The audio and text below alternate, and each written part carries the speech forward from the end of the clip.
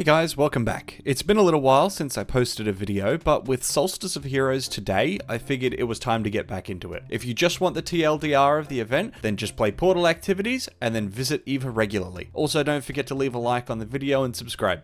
Peace.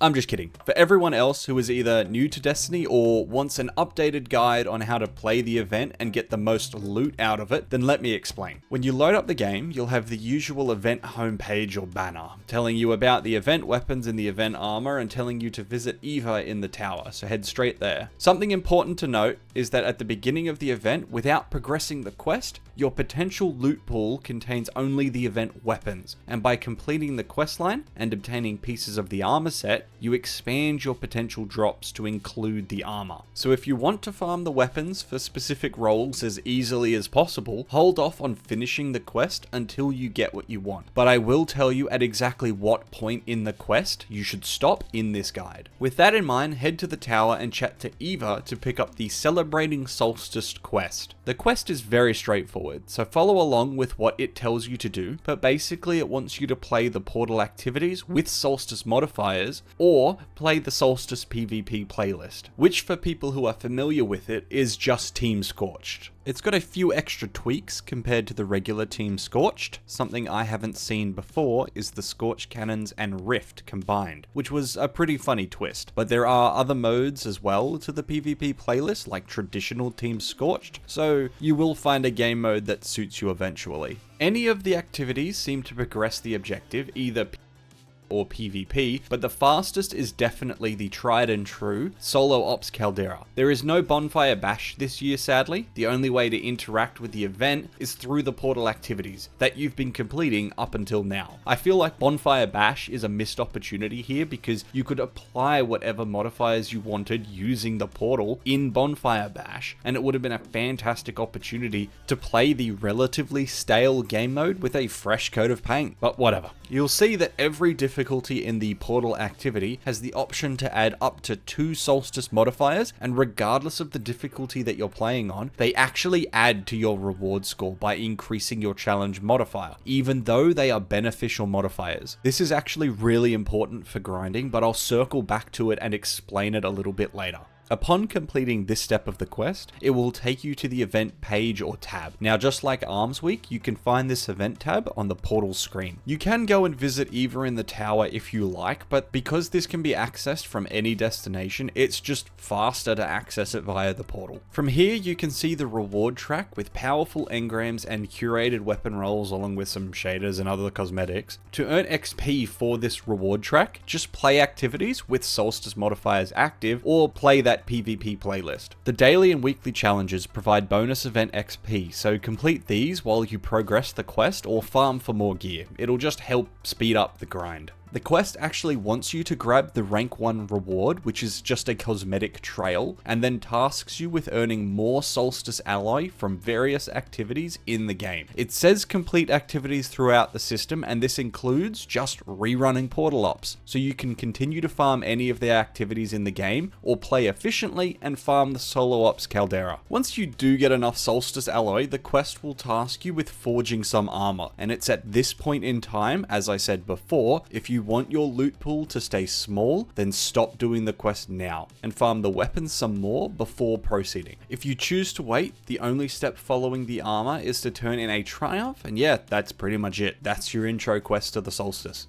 Not completing the quest will only stop you from earning 2 out of the 4 triumphs needed to guild flamekeeper, but you can just make sure you've got enough time to do that at the end of the event. Something I kind of skipped over is the fact that you will receive another quest after the first one, but it just makes you grind alloy again to make more armor until you get the full set. Then you do the same thing for each armor piece again just to make them glow.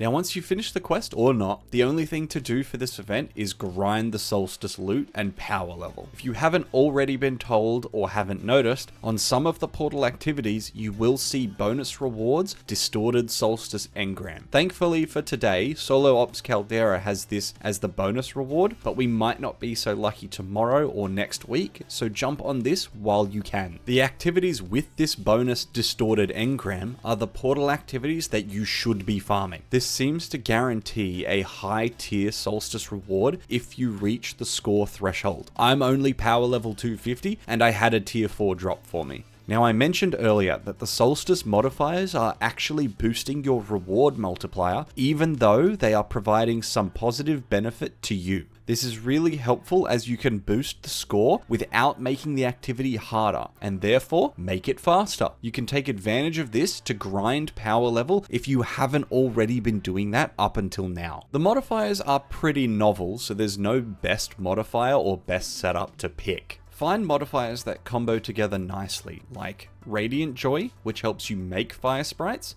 and Fire Sprite Fancy, which helps you take advantage of those fire sprites, or Fired Up, where your solar weapons will eventually deal solar explosions, and Igniter, where precision hits cause more explosions. Just select a couple of the modifiers that make the grind fun, or speed up your boss DPS, whatever works for you. And lastly, I want to cover the remaining parts of the event that don't really fit into the general flow, but feel like I should just mention and cover anyway. In the event tab, the sections that I skipped are the second tab down, which is another way to find Solstice activities, but at this point it should be easy to load the activities you want, so this page doesn't really serve much of a purpose for this event. The reward shop is where you can buy things for silver or spend your event currency on additional event loot, but I wouldn't recommend going here either, as you can earn all the materials and the weapons that you'll need just from playing the event. And finally, the second to last tab on the event page goes over the objectives and triumphs you need to complete for the Flamekeeper seal, as well as the objectives required for guilding. For Team Scorched, you may or may not know that you can hold and release the trigger of your shot to detonate it in mid-air, which might help you secure some extra kills that you wouldn't normally have gotten. Another little trick that you can do, you can also rocket jump by shooting at your feet and activating your boost, just like using Mountaintop or a Lenthinum, so utilize these tricks to make the game mode more engaging.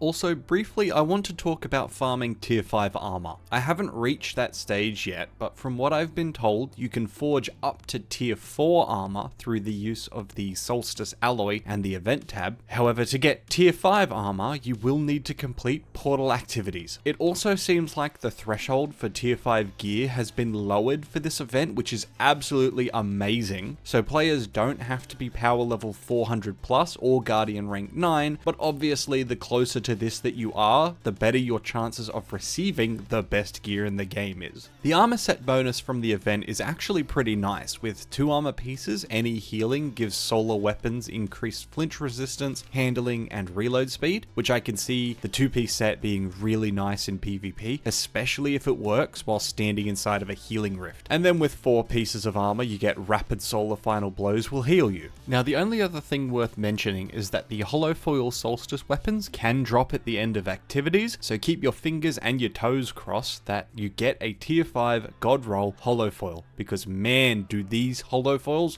look good. Anyway, that about wraps it up from me. Good luck grinding over the next 2 weeks, and I really hope that you manage to get the drops that you're looking for. If you've reached this far in the video, thank you very much for watching, and have a lovely rest of your day.